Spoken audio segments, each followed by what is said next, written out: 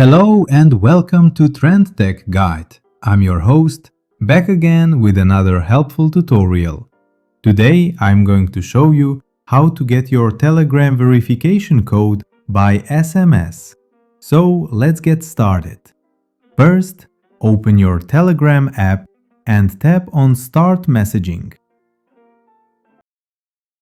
Now enter the phone number you want to use to log in or receive the code.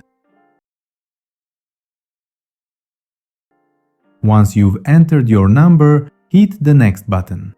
After that, Telegram will send a verification code to you via OTP. Tap Yes and wait for a moment. If you don't get the code immediately, you can tap to get code via SMS. This will send the code directly to your phone via SMS. Wait a few seconds and you should receive the OTP on your SIM card. Telegram will automatically detect and authenticate the code and you'll be logged in. And that's it. That's how you get your Telegram code by SMS. If you found this video helpful, please like it and subscribe to our channel.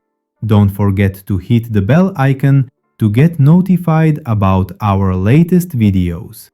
If you have any questions, leave them in the comments below. I'm happy to help. Thanks for watching.